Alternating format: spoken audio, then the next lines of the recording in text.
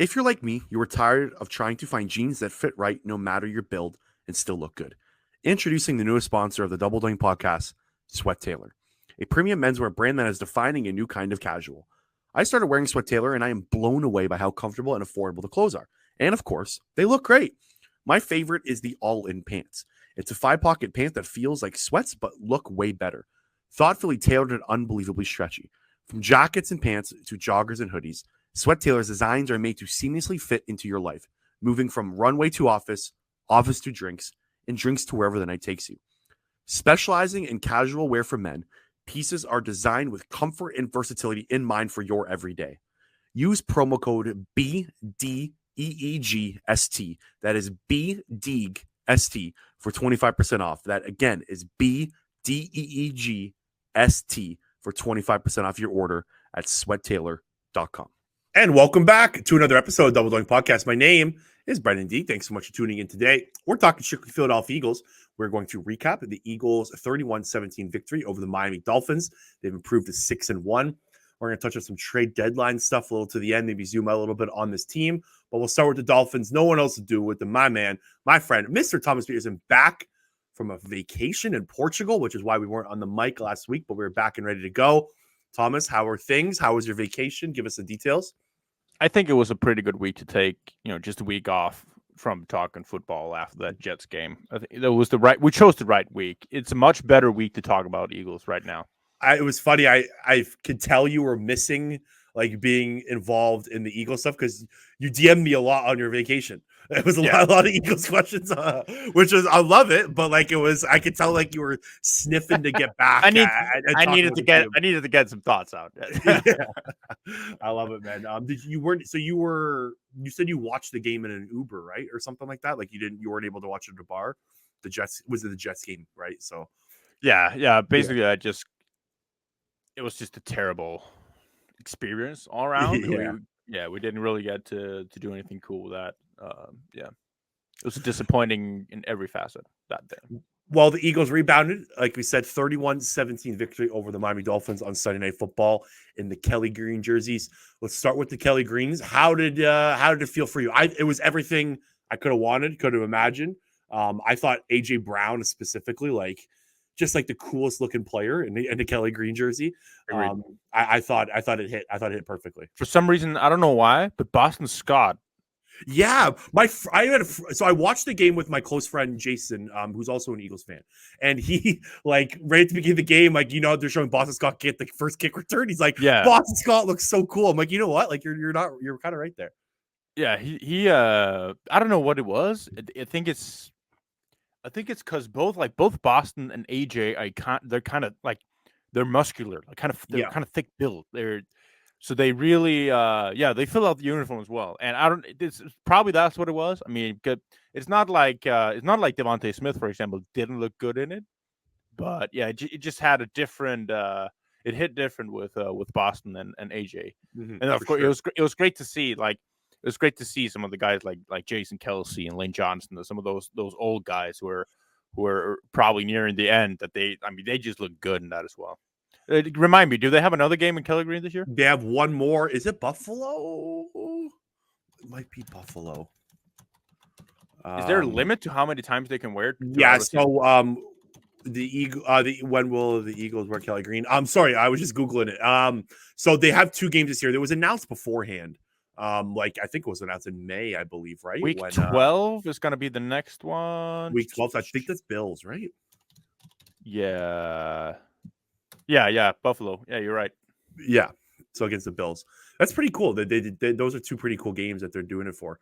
I'm really excited for that Buffalo Bills game. I was looking to try to get to Philly for that game. Tickets are just crazy expensive, but yeah. We got breaking news. Are you the Eagles traded? The Eagles traded for Kevin Byard. Oh my God! On the pod. There you go.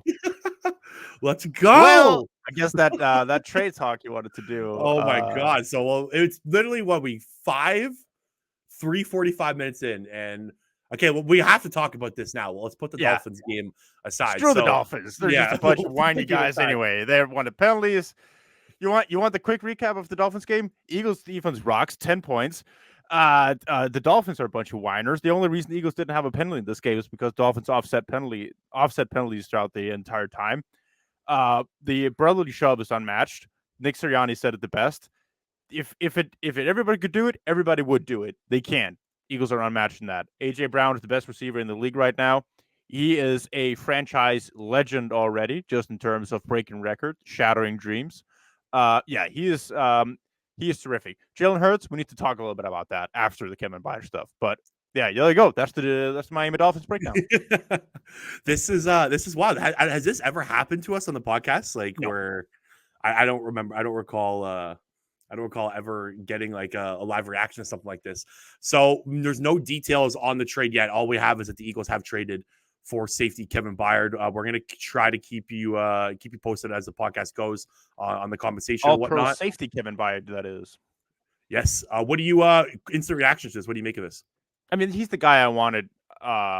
He's the guy I wanted them to get in the offseason.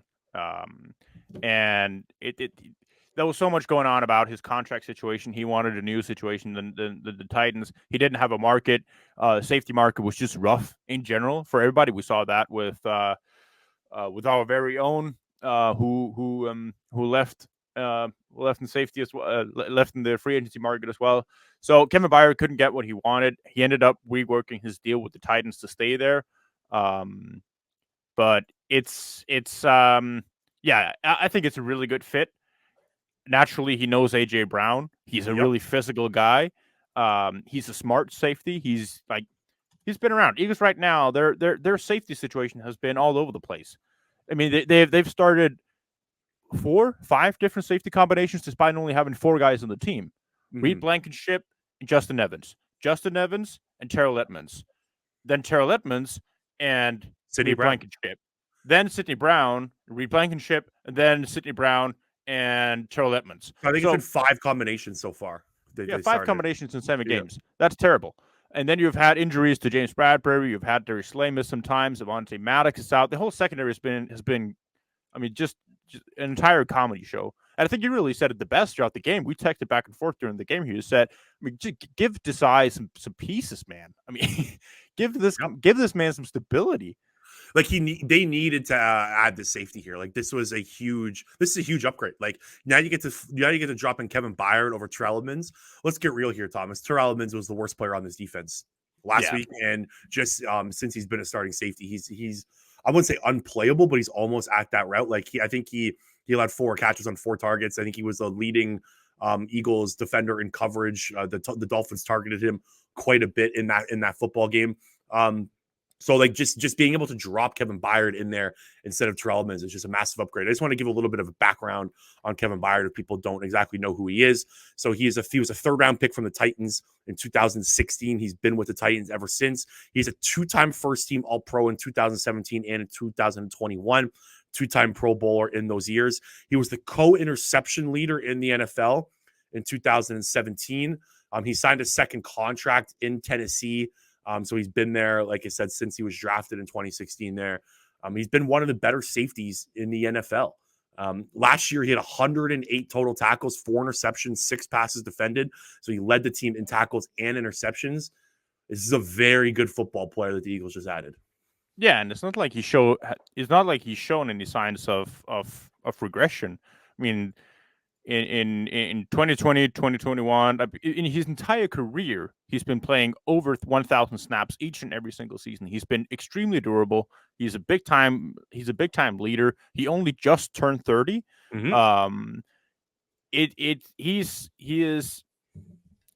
as reliable as it gets, and that's what you want. I mean, it's not like the Eagles don't have talent in their secondary. I mean, Sidney Brown, I think, is going to have a really bright future. He had a really good game yesterday as well. It's not something that's going to pop up in the stat sheet, but he brought physicality to the defense. And even though he wasn't as involved directly in the plays, like just from the TV copy and some of the replays they did, you could see that he was flying around out there. The Tyreek Hill touchdown, he damn near almost got there before Terrell Edmonds did while coming as the backside deep safety, just because he's that fast. And so now you combine, hopefully, what's going to be Reed Blankenship or Sidney Brown with Kevin Byard, and it's just it gives you so many more options. And things to work with in the secondary. Yeah, like it opens up flexibility where you can have Sidney Brown maybe even play some slot snaps if you need when Reed Blankenship gets back healthy. Like they had Josiah Scott in there for a bit. Last night they had like Eli Ricks, who I want to talk about as well later, who played a pretty good game. He was also in there. Like just being able to push everyone a step down the depth chart. Like that is so important. And like the production level and just him being able to stay on the field. Like Kevin Byard has played in every single football game in his entire career. He has not missed one game with an injury. And he has at least 4 interceptions in every year except one, which was 2020, which was the COVID year, since 2017. Like he has been massively productive, and this is really cool. This is an awesome trade. I didn't expect it to come this early. Like I thought there were reports that Diana Rossini, I think she had an article Friday or something Saturday, where she said that the Eagles are being heavily aggressive in trying to trade for Kevin safety and upgrade that position. And it comes through just a few days after that. Yeah, I think Eagles are doing a pretty good way of going about this. Just getting all of AJ Brown's good friends. Julio Jones, bring him over. Kevin Byard, bring him over. Yeah. And look, the last time the Eagles made a trade with Tennessee, look how that worked out. Yeah, I mean, it turned out pretty good, darn good, in my opinion. Just you wait. We're going to see Derrick Henry running around with the ball in the Philadelphia. Yeah, literally. Who knows at this point? Do you think Howie's done? Oh, so we have the trade terms here. The Eagles get Kevin Byard. The Titans get Terrell Edmunds and a 5th and 6th round pick. They dished out Terrell Edmunds in the trade, Thomas. Jesus Christ. Oh my God, this is hilarious. Why? Who's the Titans general manager? This is wild. So Terrell Edmunds was on a 1-year deal, right? Like he was on a 1-year cheap deal. I don't really understand why Tennessee. I guess they needed a body. Like if you're Tennessee, why are you getting Terrell Edmunds this year? Like what value does he bring your team? I guess they just need a player to play at safety. I don't know what their depth looks like behind Kevin Byard, or did look like behind Kevin Byard. And then a 5th and 6th round pick. It doesn't. Ian Rappaport doesn't have the specific details on when these draft picks are, but what the hell? Who's the general manager in Tennessee? So the Titans general manager, it was John Schneider who they fired, right? When they fired John Schneider. Was it John Schneider? I think it was John Schneider's. Why do these guys keep picking up the phone, man? Why do they keep picking up the phone when Howie calls? Yeah. So the GM of the Titans was John Schneider when they traded AJ Brown at the draft. Then he got fired. And I think it's Ron Carthon or something like that. I don't know exactly his name now, but I don't love this trade for Tennessee side of things, but we'll obviously stick on the Eagles side. But this is wild. I did not see this coming, at least this early. I mean, Howie Roseman. I mean, standing applause. He does it all the time. He refuses to let his roster stay status quo. Like he will always look to upgrade his team, and he's the best general manager in the NFL right now at just upgrading at certain positions that need help. Last year we saw Ndamukong Suh and Linval Joseph when the run defense wasn't working. This year we see him when the wide receiver goes down, add Julio Jones. When the safety position starts getting thin and the players aren't playing well, add Kevin Byard. It's beyond impressive what this guy does on just a year-to-year basis from I guess upgrading the squad.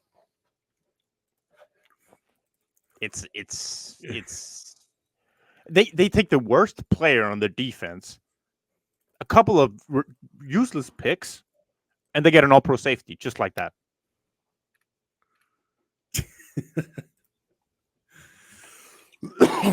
Wow. Well, this podcast got flipped upside down, didn't it? But I mean, just to go back to the Dolphins game and actually talking about it, because now we can see that from Howie Roseman's perspective. We went through the instability that they've had on defense, and especially in the secondary. When you see that the only touchdown Eagles defense give up yesterday, and we can discuss whether or not they should have had more. They probably should, but the only one they did give up was that Tyreek Hill go route, and that was probably the play they should have scored on the least It's a super easy play to defend. It's from around the Eagles' 35-yard line. I'm not buying this narrative of, well, Tyreek Hill is uncoverable. He is who he is, so he's going to score. Desai had the perfect call for it. Yeah, James Bradbury and Bragg coverage. He's going to be the underneath defender. He doesn't have to get his hands on it because you're going to rely on your deep safety of having enough depth to actually be able to get there if they throw it deep to Tyreek. Now, Terrell almost creeps up so far to the line to where he is even with James Bradbury. He's right around that 10-yard line. Either he's been told to do some kind of disguise thing, which that wouldn't make sense in that situation given the coverage you made. Or if he's been told that, it's his responsibility to flip his hips immediately at the snap and then run towards the deep post so he can cover that if they're actually going to throw it. Or two, Terrell Edmonds believes in his speed. Like I said, Sidney Brown almost caught up with him from the backside safety spot. That's how slow Terrell Edmonds is. So that's just a poor situational awareness then. And of course, Tyreek Hill's kind of scores from that play. Now, Tua put a good ball on him, but it wasn't a play that should have been defended because Terrell Edmonds is backpedaling when the ball is being snapped. Like, what are you doing? That doesn't make sense in that situation. Yeah, I saw a lot of people getting on James Bradbury for that play. Like, James Bradbury wasn't in press man coverage where he was one-on-one on an island. And I don't think even like Sean Desai's not going to make that call there. Like, you're not going to play press man coverage on Tyreek Hill and have no safety over the top. Like, that call's never going to happen against the Miami Dolphins. That was specifically on Terrell Edmonds, like you said. I also thought there was one play that goes like towards the right sideline. It was like, I think it might have been the third. It was a 3rd and 13. I believe when the Dolphins just made an easy completion to the right sideline. I don't know who exactly caught it for Miami. I think it might have been Cedric Wilson. Just bodies Kevin Byard. Or not good bodies Kevin Byard, bodies Terrell Edmonds, sorry. And just push him out of the way. Easy catch on the sidelines. Like, Terrell Edmonds is supposed to be this big body physical safety, not on that play whatsoever. I'm blown away at this upgrade right now. Just being able to like flip, like you said it perfectly. You trade away 2 late round picks that the Eagles don't need specifically at all. Like 5th and 6th round picks are absolute like dart throws from 30 feet away from the dartboard trying to hit bullseye, and you flip Terrell Edmonds for a legit top 7-10 safety in the league. Yeah, I mean, Terrell Edmonds he had an overall grade of 50. He has an overall grade of 59. Throughout the season, he's been targeted 10 times, given up 8 catches for 101 yards and a touchdown. They didn't even put the touchdown from the Dolphins game on him. I think we can both agree that's a mistake. That is absolutely one that he should have been covering over the top. So give that 140 yards and 2 touchdowns he's given up in that 7-week stretch. And he plays with some physicality. I think he gives a lot of effort when he plays. He's just not as good. And he made a play here and there, but it's just nothing that you can combine. But then going back, Howard Roseman sees this game and he's like, well, where are my deficiencies on this team? Where can I upgrade? What is the need to do right now? And I think he's absolutely right in that this is the spot that he could upgrade the team in immediately and really now you have a completely healthy player to throw in there with hopefully what's going to be Sidney Brown starting alongside him, maybe even Reed Blankenship. We don't know how long he's going to be out with his ribs injury. That was a back-to-back rib injury thing that he's had and now kept him out for 2 games. So probably we're going to see Kevin Byard and Sidney Brown start next week. I really like that duo. Yeah, the Reed Blankenship thing, like we don't know. We don't exactly know how long he's going to be out for, and yeah, he's been banged up this year too. Like this is now his 2nd rib injury. Like he had a rib injury. Yeah, 2 weeks early ago. in the season, right? Yeah. So yeah, this is now back. And game with you know what pisses me off? They didn't even fine Alan Lazard for that play, unless I missed it. No, they didn't. It was on that. They did. Right? They fined. They fined Alan Lazard the exact same amount they fined Josh Sweat. The Josh Sweat fine. Like, what the fuck are we doing here? Yeah.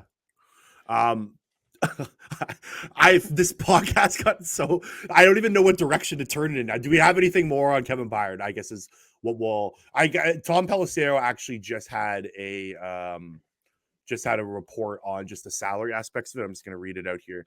Yep.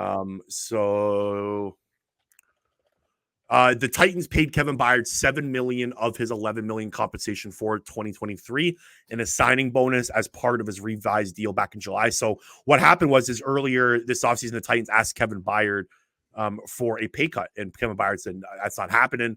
And I guess they made some sort of kind of handshake agreement here where they flipped some money. So there's zero cash involved in this transaction is basically what Tom Pelissero is getting at. The Eagles don't really owe Kevin Byard any money for this year, and he's an unrestricted free agent at the end of the season, I believe, right? So this is a guy like they could be here. Like, let's say he has some success here. I don't see why not the Eagles could extend him. They have a hole there long term. Like Sidney Brown, you're ideally hoping can be a starting safety and Reed Blankenship, but like even at this point, we have still no idea what the long-term outlook looks like for both those guys. So they definitely do have a hole for Kevin Byard long-term if they do even want to extend him. Yeah.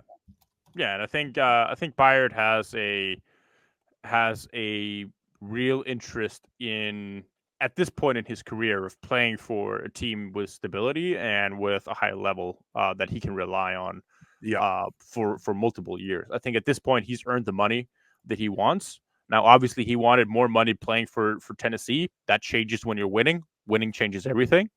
So yeah, if the season progresses the way that we all hope it's going to do, I think it opens up some possibilities, absolutely, for keeping him around. Maybe for like where the contract issues that he had earlier in the offseason don't really become that big of a deal. Unless I'm reading this wrong, I think Kevin Byard is actually signed for next season. Let's check it out. Let's go. Which one are you using? I'm on over the cap right now. Yeah. So does he have the void years? Yeah. So he's on a contract for next year as well. So he has 2025 and 2026. Yeah. He has a $19.5 million cap hit for next season. And this is included, like they have in the contract notes here on over the cap, that it is included in the rework contract that he did have this offseason. So this looks up to date. And also, Kevin Byard is a Philly guy. He grew up in Philadelphia. His favorite player was Brian Dawkins growing up. It's pretty darn cool. Get to play for your hometown team. Mm-hmm. Yep. I think it's overall. I don't have anything wrong with this. It's perfect timing. It's exactly what the doctor ordered. Wow. And that is me. We're 21 minutes in, and we didn't speak once on the Dolphins. I did not expect. Oh, we talked a lot about the Dolphins. We almost went through the entire thing of that game. I mean, this move fit perfectly to what we saw in that game. Okay, let's finish off the trade. Let's just finish off this trade deadline talk and the trade talk here. So they got their safety. They got Kevin Byard. That at the end of this podcast, my plan was basically to discuss that they need to add a safety. Like that was basically what my take was going to be. Like, it's time Sean Desai gets his safety, gets the guy that he can trust in the back end of his defense. They've done that. Is there any other position, maybe a player on the team that you think the Eagles could trade away? Anything at all now surrounding the trade deadline that you want to talk about? Derek Barnett can find somewhere else. Nolan Smith needs to play. He snaps. Other than that, I don't really have anyone on the team that I think are really expendable. I mean, there are someone that, I mean, I wouldn't even at this point. I wouldn't even want to trade away Chris Watkins, just basically for the sake of depth. Saw AJ Brown go out a little bit yesterday. We got a little bit of a glimpse of what that offense would be like without some of these guys. That is scary. It's a scary thought, and I think for the limited amount of wide receivers they have on the team, I think you need to generally keep the depth they already have in place. So I mean, Derek Barnett is a guy you could trade away, and knowing that you're probably going to be better because the guys you have behind him it's going to be default or better. Mm-hmm. I think the Eagles should look to try to trade Derek Barnett and try to get some sort of late pick for him. I don't know exactly if he even has any trade value at this point. He's barely, like, his snap percentages are kind of hovering. Like, he played as low as 10% in the New England Patriots game. He had a tackle for loss in that game, and then all of a sudden he started playing more snaps, and since then he's done absolutely nothing. So since week 1, Derek Barnett has one assisted tackle. That's his stat line. He's played over 100 snaps during that stretch too, so it's not like he's not getting a ton of playing time. He's getting some. Since week one, it's been hovering around like the 25 to 35% range in snap shares. So I agree. I think it's time for Nolan Smith to get more playing time. We saw it. We saw him get a sack. He got his first career sack last night against the Miami Dolphins, which is cool. And I also don't really understand like the Nolan Smith isn't a great run defender, and like, he was really good at stopping the run at Georgia in college. Like he plays bigger than his frame. Like I think you can get just as much physicality out of Nolan Smith than you do Derek Barnett. Yeah, I think Nolan Smith. You can really see that when he's out there, he's trying really, really hard. He's giving maximum effort whenever he's getting his snaps. He got his first sack. That was an effort sack. He bent around a tackle that wasn't really blocking him. It looked like it was a design QB draw. They're just going to let Nolan Smith go, and he gets the sack. Betting underneath it, he gets limited playing time, but I like where his head is at while he's learning the position here. And like we just saw with Jordan Davis, I mean, Jordan wasn't really that great of a player last year. We're looking at him like, where's this athletic freak that we've been seeing? When is it starting to click? Year two, snap, he's all over the place. He's been involved in 4 sacks now on the season throughout 7 weeks. He's a nose tackle who's been involved in 4 sacks. He has 10 QB pressures in the first 7 weeks here. His pass rush is so improved. He is the absolute Did you see that swim move last night, man, on that one sack? That swim move is working, man. He's getting those arms up. Like, he looks athletic. He's looking at Jalen Carter do that every single snap. He's like, I can do that as well. Yeah. He's like getting a few tips off of there. Let me copy paste that. Yeah, and I legitimately mean it, not as an hyperbolic statement, but Jordan Davis is the anchor of the best run defense in the league. It's that it starts with Jordan Davis and it ends with Jordan Davis. When you have a guy who can clean up 3 gaps, if he's lined up to the right side, he's got both A gaps and the B gap. Left side, he's got both A gaps and he's got the B gap to that side. He is throwing around grown-ass offensive lineman who's been in the league for so long, and he's making it look super easy. Did you see that one run attempt where I think it was Jeff Wilson or Raheem Mostert tried to run up the middle? Milt Williams and Jordan Davis just absolutely stonewall. It was a wall. Jordan Davis and Milt, like Jordan Davis is like just grabbing. I don't know if it was Liam Eichenberg. I can't remember. I think it was Liam Eichenberg, the center, and just like shifting him wherever he wanted. Like it was beautiful run defense. Yep. Yeah, and the beautiful thing about it is Jordan Davis takes on the double team. He doesn't get moved a bit. Milton Williams pushes back his guy, does not get moved a bit. And they both disengage at the exact perfect time, both of them. They just destroy the run. The gap is there, and it just closes immediately and doesn't get anything in that play. You see, in that exact play, Zach Cunningham is free.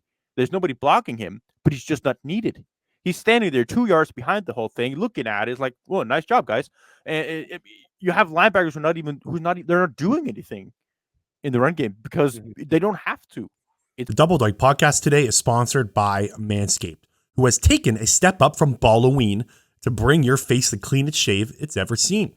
So this season, no need to toil and trouble. Manscaped's all-new Handyman is the best way to get rid of that stubble. Featuring a compact design and next-gen skin-safe technology, the Handyman was designed to give you that smooth finish without the mess of a traditional shave. Get the sweetest treat this Halloween by going to manscaped.com and use code DOINK20 for 20% off and free shipping. It may be spooky season, but you don't want to scare people with that scraggly beard. Give them something to look at with Manscaped's Handyman. Are you tired of a bad razor making your neck look like a scary movie? With the Handyman skin-safe technology to help reduce nicks and cuts, you can finally feel confident when going for that close shave. For wet or dry use, feel free to bring this anywhere and everywhere. The compact design and airplane friendliness make this the perfect travel tool for on the go. And being able to shave up to 3 days growth without the mess of a wet shave is priceless. Get 20% off and free shipping using code DOINK20 at manscaped.com. That's 20% off with free shipping at manscaped.com using code DOINK20. For a look as sweet as candy, get yourself the Handyman from Manscaped. The Double Doink podcast is sponsored by BetterHelp. Life is hard. It's especially hard when you don't have someone you can open up to. Not everyone is comfortable talking to their friends and family about their personal matters or anything that is bothering them on a day-to-day basis. Mental health is so important to continued success in this world. Therapy is a great way to regroup and get everything off your chest. Insert BetterHelp. BetterHelp is the largest online therapy service, 100% online. They will match you with a professional licensed therapist you can trust. You can talk with your therapist however you see fit, via text, phone call, or video chat. BetterHelp has successfully helped over 4 million people worldwide deal with their day-to-day mental health issues. Use the link in the podcast description to get 10% off your first month at BetterHelp. Oh, wild start to the pod. Let's I think we can move on to the actual. Actually, you know what? Because there was actually breaking, like not quote unquote breaking news. But Ian Rappaport had a tweet before the podcast that I wanted to start with about Jalen Hurts. So Jalen Hurts' knee, which he did have a brace on it. I think it was after halftime he came on the brace. You could kind of see it under his pants. Ian Rappaport said it's nothing that's going to keep him out of a game. There's a good chance it won't even keep him out of practice. And then Hurts said after the game that he's fine. How are you feeling about this knee injury? Because they're very nonchalant about it. They don't talk about it. Nick Sirianni is the absolute worst with injury updates. Like, it's so painful to listen to this guy's press conferences and trying to get any information out of him. He won't give much. Sounds like he's all right, but any concern kind of long term with this?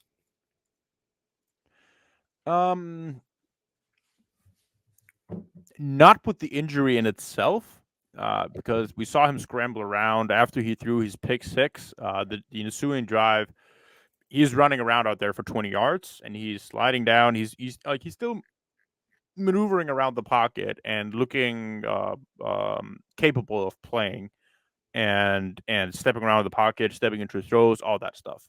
So it doesn't hinder his playing ability. With that being said, this isn't new.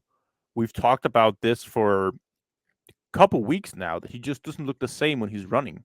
And it looks like it's something like when they're talking about an injury as it is right now, for me, it doesn't sound like it's not an acute injury. It's not something that has happened with a hit in the recent weeks. I think this is something that is flaring up from time to time. I think it happened in the Rams game. Like, I think he's been playing through it. Maybe, but we saw it even before the Rams game when he's running around. He doesn't do cuts the way that he's done before. Mm-hmm. Like, this could have been a thing where he is on some play hyperextended, like a grade 1 MCL, LCL thing, where he's playing through some pain. It swells up from time to time. It gets stiff. It hurts when he's cutting. And that's why we're not seeing that same explosiveness when he's cutting around. Then suddenly we see a week. I don't remember what game it was, but it was within the first 4 where he's running around like a madman. It was like, oh, look, it was the Bucs. That's why I think it happened in the Rams game, because it was that Bucs Monday night game. Do you remember before that game, we talked about for 4 straight weeks, I think, that it just doesn't look right when he's running. Yeah, the first 2 weeks it did it for sure. The first 2 weeks he looked like the New England Patriots game. He wasn't running properly.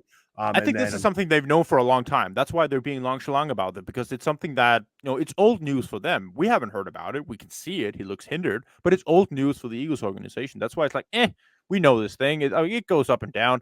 And some weeks he looks like he's probably fine in terms of pain. Other weeks it hurts more. Like this week was absolutely one of them.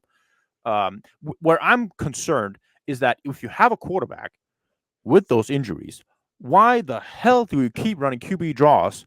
And why is that your go-to red zone play if you have a QB who's hurt? No, that's fair. They shouldn't be running him as much. I kept screaming, put the ball in the running back's belly, like last night. Just overall, I guess we can kind of. I think just my take on the injury. Like, I think they need to obviously keep him rested, keep the practice time down, get in the bye week's coming at a pretty good time here. They've got 2 more games, so they have Commanders, and then Cowboys, and then they get the week off. So it could be happening where, like, maybe after the bye week, Jalen Hurts is 100%. But he's going to grind out and play. He's one of the toughest guys in the NFL. He's a tough son of a bitch. We've seen it 100 times. He gets hurt, he gets up, mentally tough. This is not going to, like Ian Rappaport said, it's not going to hurt him. We'll see how his mobility goes, but it's definitely something to keep an eye on. Let's talk about Jalen Hurts' performance in the Miami Dolphins game. So let's switch back to the Dolphins game for a bit before we get out of here. Let's start on the offensive side of the ball, since we're already on the Hurts conversation. How did you think Jalen Hurts played last night? Up and down. I think he had a bunch of crazy plays. I think 90% of the game he was really good. Yeah. Ball placement overall was good. The deep throw to AJ Brown could not have put it any better. like we saw against the Jets, the pass to Devontae Smith, they actually had one of the same type of things when it was 17-17. Hurts steps up in the pocket. They've just had a drive where the pick six happened. It was the ensuing drive. They're at around the midfield, like they were against the Jets. Jalen Hurts steps up in the pocket, and he finds Devontae Smith over the middle, slightly to the left, and he picks up about 30 yards in the play. Exactly as it should have happened against the Jets. This time, Devontae Smith catches it. They cash in for a touchdown on that drive. So I think it was more a product of the players stepped up more. The guys were getting open. They were making the catches when they had to. Devontae Smith only had one play where he doesn't come down with it. I wouldn't call that a drop. Jalen Hurts should have put it lower for him. Should have made it an easier catch. If he goes way up and he catches that above his head and he gets knocked out. It was a tough catch. It's not a drop. You expect Devontae Smith to come down with that. But overall, I think all the guys did what they had to do. A.J. Brown, phenomenal. I mean, he's a monster. The run game, it wasn't dominant. Like it wasn't something where you go, a lot of Kenneth Gainwell again. They struggled to get some opening lanes or open some lanes. Sorry, in between the tackles. I thought the Miami Dolphins front seven played really well. Like I thought Christian Wilkins and just Van Ginkel played well. I thought like the front seven of Miami really did a good job of kind of pushing back on the Eagles O-line. I'm not saying the Eagles O-line played a bad game. I thought they played fine, but it wasn't like I was expecting a dominant performance from the Eagles O-line. That just wasn't there in this one. Yeah, and so I think overall the guys around Jalen Hurts stepped up and they played well and they executed, and so he didn't have to get into that gear of having to do too much. 2 turnovers is not ideal, especially when you have a defense who doesn't really get that many turnovers. Now, Eagles defense have been playing well, but they're just not opportunistic in the same sense that the ball has not had a tendency of going their way. That's always a matter of loss of averages. The ball bounces a little bit this way, and it's a turnover instead. Overall, the defense is playing really well, but it just hinders your entire team if your offense is turning the ball over and defense isn't really getting it back that way. Like that Jalen Hurts interception. Like he can't throw that ball. Like it was like a wild deflection, right? Like it bounces right to him.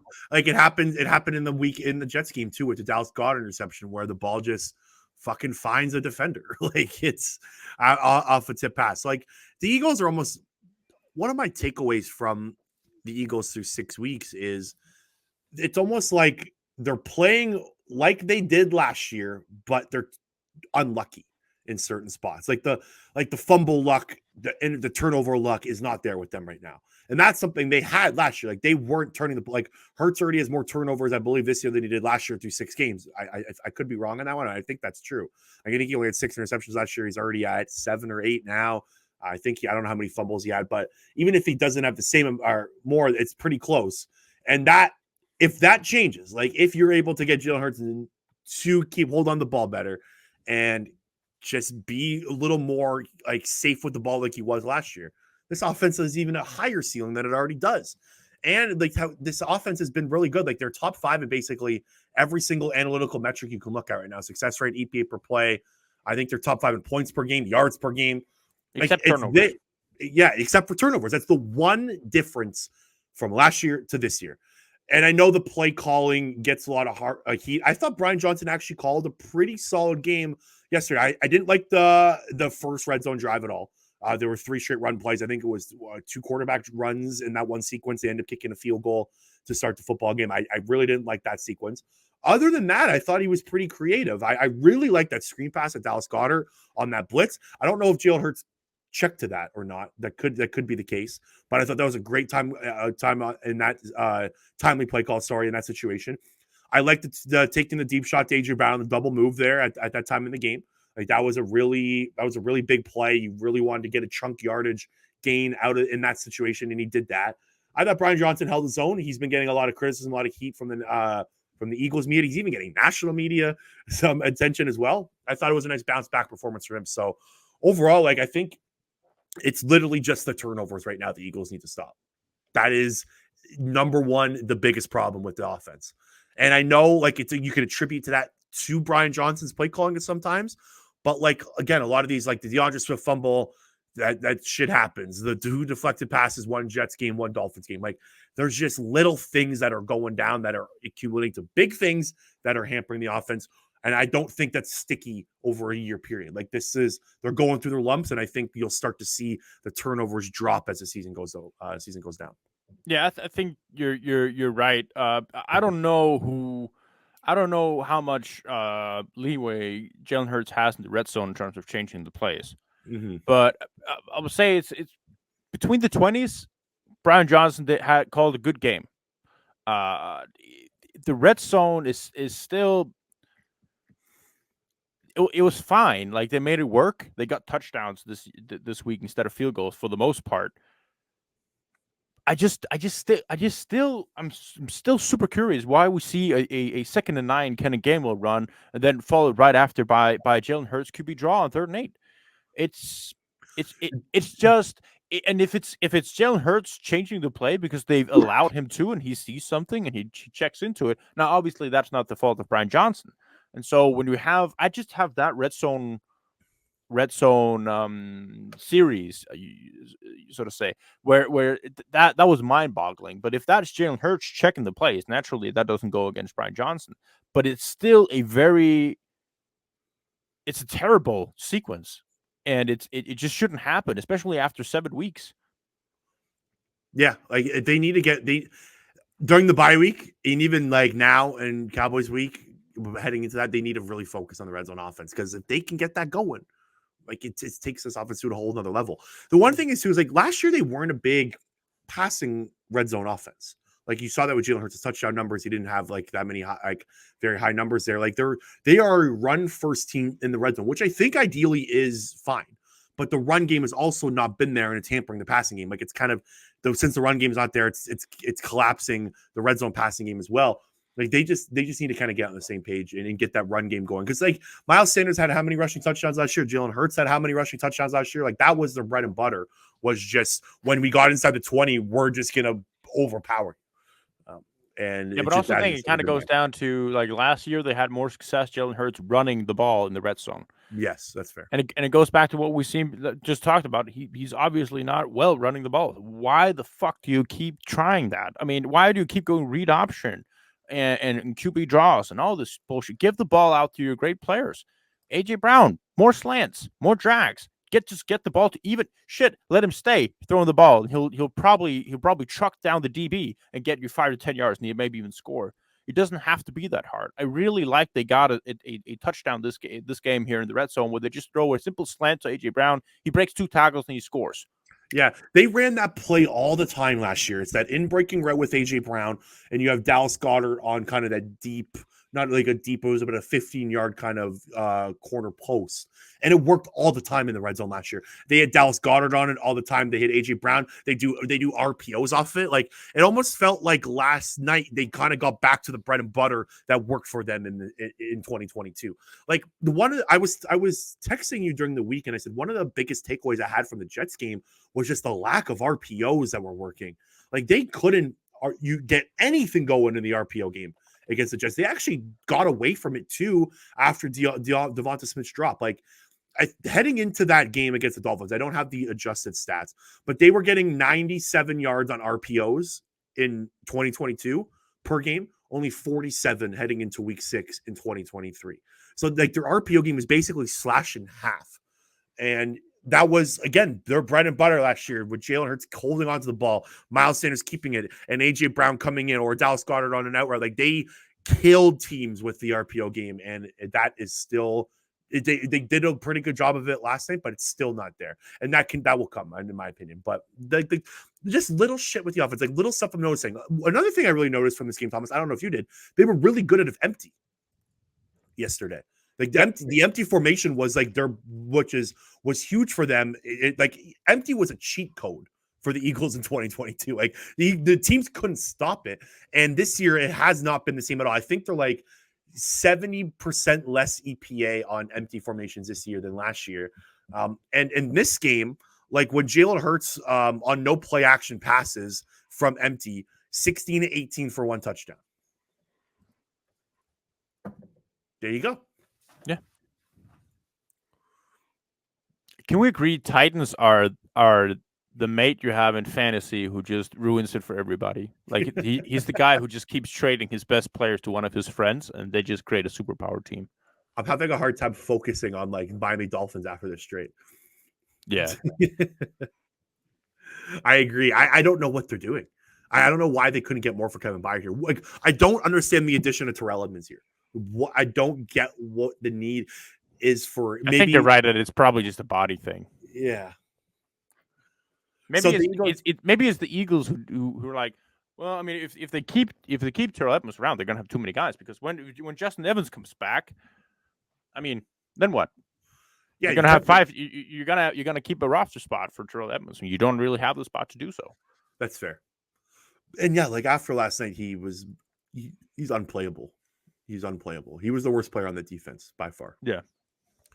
Okay, let's talk about that defense. Actually, anything more on the offense before we change over the defense, and we'll get out of here. I do want to give a quick shout out to Jason Kelce. Jason Kelce started his 146 career game, or 146 straight game yesterday, last night against Miami Dolphins. He just continues to be dominant. Thomas, Jason Kelce has now not allowed a sack since week 6 of 2021, which is an unbelievable streak. He now replaces Lane Johnson's streak, who was back in 2020. Lane Johnson did allow his first sack since 2020 last night. But Jason Kelce continues just to be dominant. He was the highest graded offensive lineman in week 6 for the Eagles, just still playing at such a high level. He opened up that one rushing lane on the left side. I think it was on the Kenneth Gainwell run. Guys, just it's every week. Like Jason Kelce, AJ Brown, like the amount of talent that they have on this offense and just how well they continue to play. Like AJ Brown is playing at such an insane level right now. We're expecting 125-yard gains from him every single game going forward. Like there's no one playing better at the wide receiver position than AJ Brown right now. You can make the argument for Tyreek Hill, but AJ Brown brings like another dynamic element. Like there's no one else that looks and plays like him. It's basically since Terrell Owens in the NFL. Yeah, I was about to say, is he the best receiver that's ever played for the Eagles? It's getting there. Like you can make the argument like Terrell Owens 1 year, but yeah, I mean Terrell Owens' career obviously doesn't match up with AJ Brown. I mean he's getting there. He's been I think the second most productive player in the first 5 years of a career. Odell Beckham clears. I think also Tyreek Hill clears actually. Probably he's the third. But other than that, he's on a trajectory of having a better career than T.O. But just from an Eagles perspective, being an Eagles wide receiver, I think it's there, man. Mm-hmm. He's also on like a Hall of Fame trajectory right now. Like he's 2-time Pro Bowler. He's going to be a first-team All-Pro this year. He's probably got 2 or 3 first-team All-Pros left in his game. Like once you're hitting that third first-team All-Pro level with like 6 Pro Bowls, whatever it is, like you're in Hall of Fame talk. And my eyes tell me this is a Hall of Fame football player with AJ Brown. Like he's going to be one of the greatest of all time when it's all said and done. And he's still so young. He's only 25. Did he just turn 26 years old? AJ Brown, yeah, he is 26. It's every single week he's exceeding my expectations. The Eagles are so lucky to have him. Thank you, Tennessee. It's wild. Anything else? I think that's it on the offense. Let's move over to defense quickly. Sean Desai, man, holy shit, what a game. The Miami Dolphins offense only produced 10 points. You can even say 7 points, really, because that fumble put the Dolphins in field goal range. And that was the Dolphins really only earned 1 touchdown in this game, like 7 points. That was it. And yeah, I thought Sean Desai really. Tyreek Hill dropped a clear cut touchdown as well. That's fair. James Bradbury should have had illegal contact at the 1 yard line. And so, I mean, there are situations where the Dolphins could have scored touchdowns, but it wouldn't have changed the perspective of the game. I think they put together a really good defensive game plan, and they were in position to make the plays. Even a 3rd and 19, Darius Slay's right there. You said it, Terrell Edmonds, multiple third downs. He's right there to clean up the pass. But it just goes that on 3rd down and 4th down, they convert 4 plays of 14, I believe, or 13. In total, number 1 offense in the league. They can't run the ball. The only time they ran the ball were outside zones with Raheem Mostert. Clear and obvious holding on BG on one play. Clear and obvious holding on Derek Barnett on the other play. It is what it is. They missed those calls. They didn't get the illegal contact call. Those fade out. If they didn't get those, they would have been backed up. The drive would have never gotten into the red zone anyway. So that kind of evens out a little bit. I think overall, man, they were playing so well. Hassan Reddick, Josh Sweat, terrific games. Jalen Carter. I mean, the cliche they always use about offensive players who are like extremely dynamic. Like Christian McCaffrey, he always makes the first guy miss. Like you always said that about Cooper Kupp as well. Like he catches the ball, he always makes the first guy miss. Jalen Carter is the exact same thing, just at the defensive tackle position. He always makes the first blocker look like an idiot. Always. And then he gets second block by somebody else after that, or the QB gets rid of the ball immediately after. That's why he doesn't get the sack. He didn't even play a lot last night. He only had 16 pass rush snaps. He had 4 pressures. Guy's insane. Like that one, he just freaking hurls Isaiah Wynn out of the way. Like just one arm throws him like he's like throwing garbage out on the street. It's like Jalen Carter is dominant. Josh Sweat played incredible. Josh Sweat was the best player on the defense yesterday. He was spectacular. 6 pressures, 4 quarterback hurries, 2 sacks. He has now more pressures than TJ Watt and Nick Bosa. He's top 5 in the NFL in pressures. I think he's only behind Bryce Huff and Jadeveon Clowney. Jadeveon Clowney's having a really good year for the Ravens. I didn't really notice until I was looking at some stats today. But Josh Sweat and Hassan Reddick, that combination is really starting to come alive right now. Then it's really key because we all were worried about Javon Hargrave, like that loss in the interior defense, how it's going to affect these guys. Jalen Carter steps in and hasn't moved the needle at all on the play of the edge rushers. They're just continuing to roll. What I really like from Sean Desai in this game, Thomas, is he actually, I think, spoke about it during the week. The Dolphins throw to like a certain area of the field instead of like throwing to like a lot of their crossing routes and their patterns happen in the certain zones at the end of the field. Sean Desai checked that in during the week, I guess, leading up to it, figured out exactly where these crossing routes are going to hit, exactly where Tyreek Hill, where these guys want to get to a certain point of the field, and made sure his zone defenses were there. Like there was always an Eagles player in passing lanes. There was always a guy sticky in coverage. And it wasn't, they weren't playing man-to-man. It was just the zone coverage schemes were in the right spots where the Dolphins wanted to attack. Yeah. And that's just good game plan. That's just good coaching right there. That's good coaching. And we've been so used to Jonathan Gannon being lit up whenever he's playing a capable quarterback. Now, Tua Tagovailoa, you can make the argument he was the MVP leading into this week. He played better than any other quarterback in the league. Yep. You're going against that, and you'll give up 10 points. It's night and day from what we've been accustomed to seeing last year. Yeah, like even if you look back to the last 2 years of Jonathan Gannon, he played 9 good quarterbacks. It was Dak times 3, Mahomes times 2, Brady times 2. I even have Derek Carr in there and Justin Herbert. He allowed an 81% completion percentage with 29 touchdowns to those quarterbacks. Tua just belongs in that area. Like John again just was not able to slow down high-powered offenses. So if you're an Eagles fan, you got to be really ecstatic here because they're playing the 49ers, the Kansas City Chiefs, the Buffalo Bills, the Dallas Cowboys twice. Like they have really good offenses coming up, and they just shut down the best one of the pack. So that is like that. I said this to you before the podcast. I said there was a lot of really good things coming out of this Eagles game. Like this wasn't just a win. Like there was a lot of reinforcing, like, okay, this football team is very good. The fact that they have a defensive line that can just take over a game, the fact that you have a smart defensive coordinator now, the fact that you have a star wide receiver that can just make plays, a really good running back, really good quarterback, like they have everything. And when it comes together, they're the best team. They can be the best team in football. I mean, this was the type of win that solidified that they're in that tier. Yeah. If they lost this game, there would have been serious question marks whether or not they belonged in the top tier of the NFL, in my opinion. No, agreed. They handed it to the Dolphins, and it's not as much.